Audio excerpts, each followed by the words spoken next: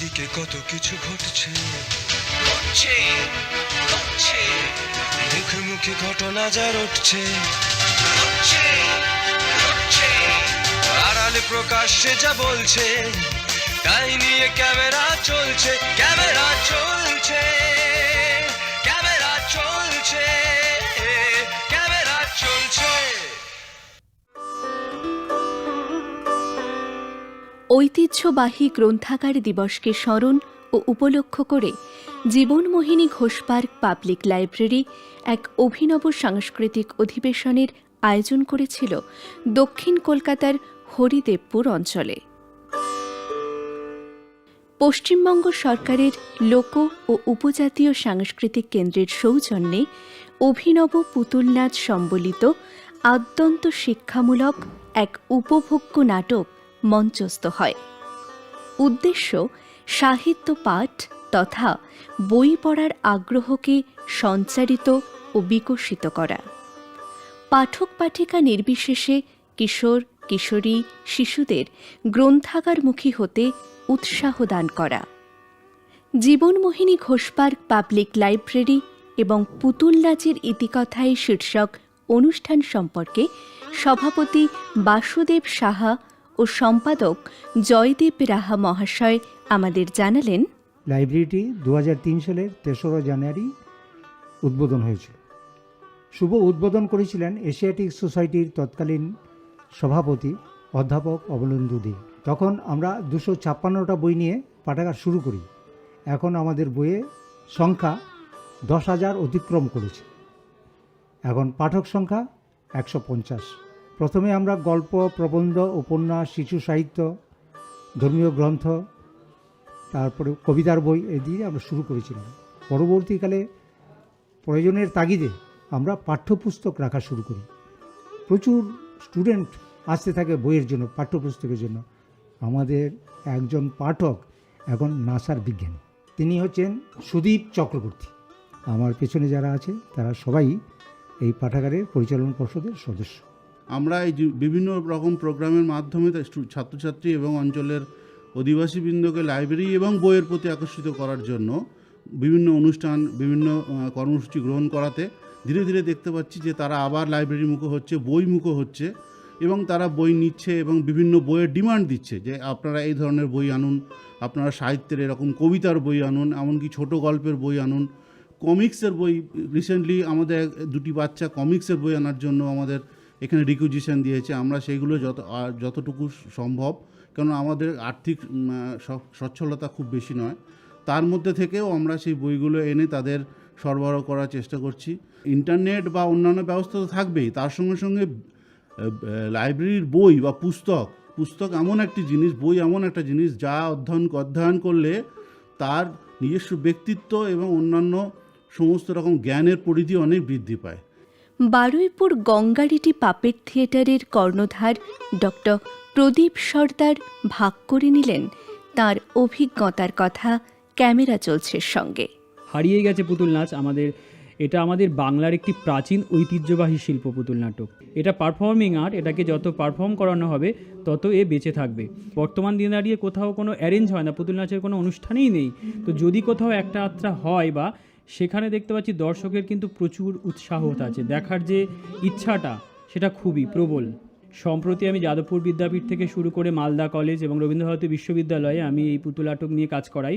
সেখানে গিয়ে আজকের প্রজন্মের ছেলেমেয়েরা শিখতে চাইছে, আর আমরা খুব সহজ পদ্ধতিতে পুতুল নাচটাকে বিশেষ করে আজকের প্রজন্মের কাছে তুলে দিচ্ছি। পুতুল নাটক নিয়ে কাজ করলে কি হবে, ভারতের যে ঐতিহ্য একেবারে এই শিল্পটা বাঁচবে এবং ভারতের ঐতিহ্যটা বাঁচবে।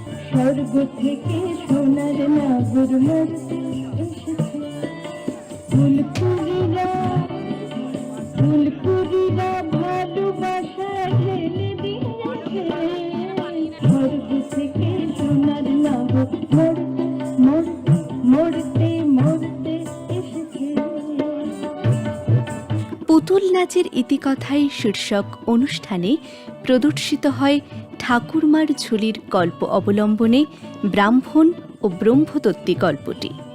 এক দেশে এক গরিব ব্রাহ্মণ থাকত।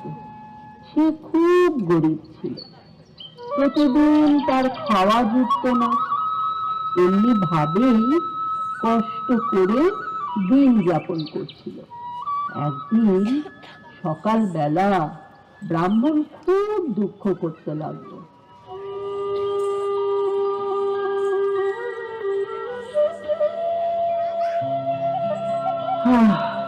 কি যে হলো দেশে, কেউ আজকাল আর পুজোয় ডাকে না। এদিকে এদিকে ঘরে যা ছিল সবই তো প্রায় শেষ। জানি না কাল কিভাবে চলবে। প্রতিদিন গায়ে গায়ে ঘুরে এইভাবে আর কতদিন? হে ভগবান, ভগবান একটু মুখ তুলে চাও। হ্যাঁ গো, আজ কি রান্না করব? ঘরে যা চাল আছে তাতে তো আমাদের দুজনের ভাত হবে না। আমি সকালে কিছুটা কচু আর ওই কলমি শাক তুলে এনেছি, ওটা আমরা সিদ্ধ করে নেব। কিন্তু চাল যা আছে ও দিয়ে তো ভাত হবে না। কি করব বলো গিন্নি? যা আছে তাই দিয়ে আজ দিনটা নয় চালাও। কাল আমি ওই বকুলপুর গাঁয়ের দিকে যাব, তাতে যদি কিছু আয় হয়। সে কি, সে গা তো অনেক দূর গো। কতটা পথ হেঁটে তুমি যাবে কি করে? না না, দরকার নেই, অত দূর গায়ে যেতে হবে না। না গো না, এ গায়ে থাকলে আর চলবে না। দেখছো তো একে তো মানুষের পুজো আচ্ছা মতি নেই।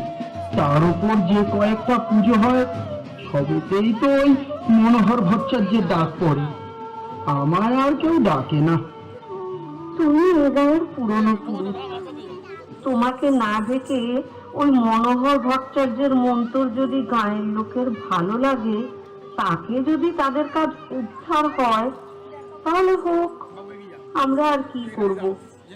না খেয়ে মরা ছাড়া আর তো কোনো উপায় নেই।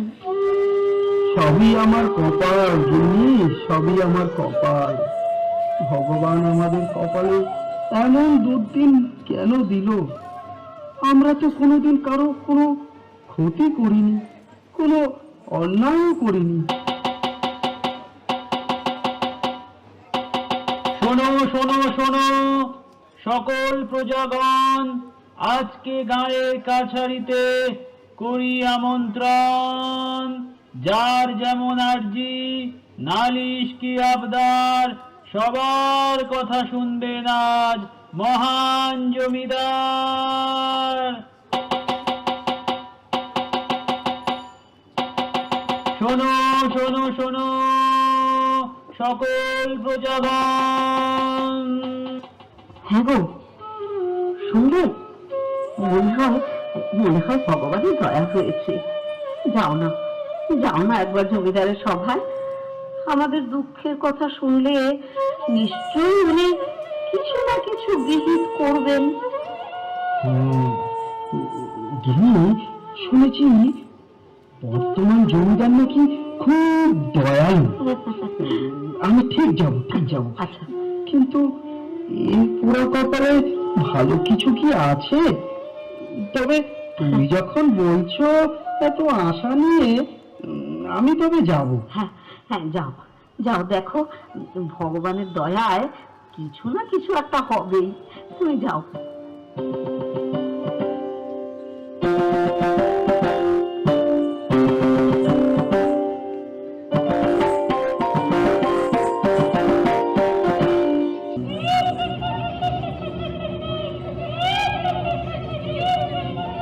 ধীরে ধীরে আমরা এই গাঁয়ের সব জায়গা দখল করে ফেলব।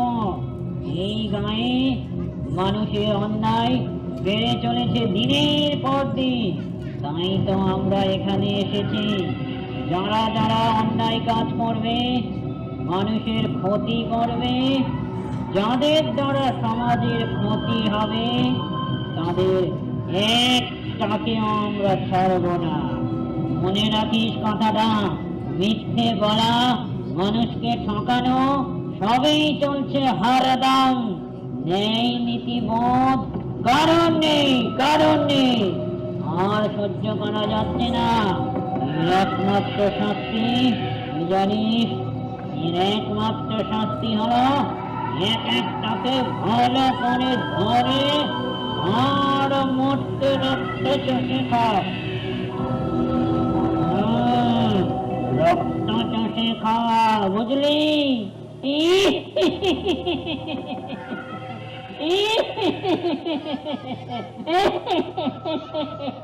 কাউকে ছাড়বে না, অন্যায় যারা যারা করে। তোরা সব কোথায় গেলি?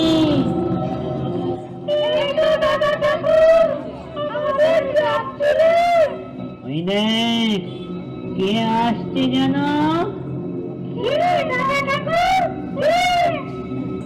আজ ওর দিন শেষ, ওর জয় ঘন্টা বেজে গেছে। চল চল, এখন চল, এখান থেকে কেটে পড়ি, চল।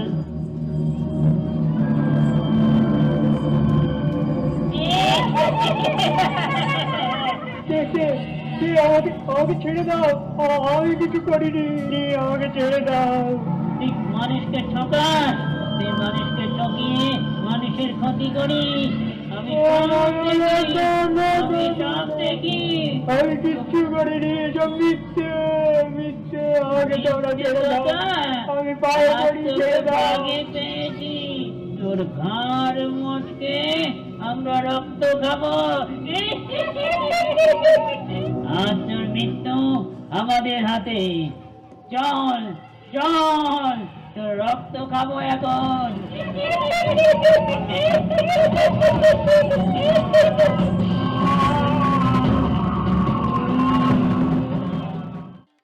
ক্যামেরা চলছে।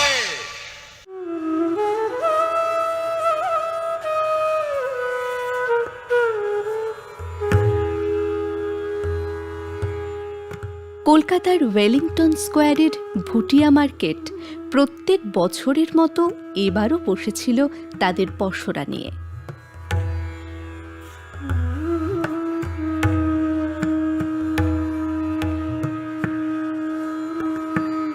শীতের শুরু থেকে ফেব্রুয়ারি পর্যন্ত 3 মাস ব্যাপী এই অস্থায়ী মার্কেটটি চলে।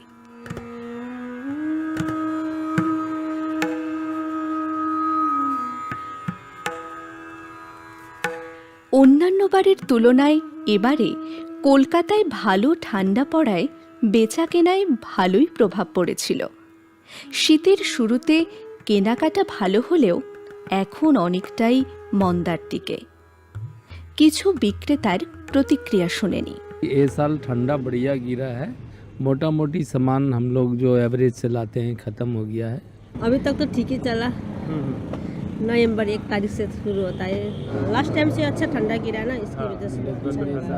लेकिन ये दुकान भी मेरा बहन का है, बहन ने हमको आप वहाँ लगाओ पड़ा। हम खास करके मेरे पाँव में तरह थे, ठंडा के चक्कर से आया है ना, वहाँ रह नहीं सकता है, फिर इधर आया। बस ये तो कुछ नहीं है, जो ये हमारा अपना खास बिजनेस नहीं है। এবার তো আমাদের বেচাকেনা খুব ভালো হয়েছে অন্যান্য দিনে বছরের থেকে। এই বছরে ঠান্ডাও বেশি পড়েছে আর আমাদের বেচাকেনা ভালোই হচ্ছিল। বাচ্চা থেকে বড়দের রকমারি রঙের এবং স্টাইলিশ পোশাকের পাশাপাশি মহিলাদের বাহারি সব শীতের পোশাক রয়েছে এখানে।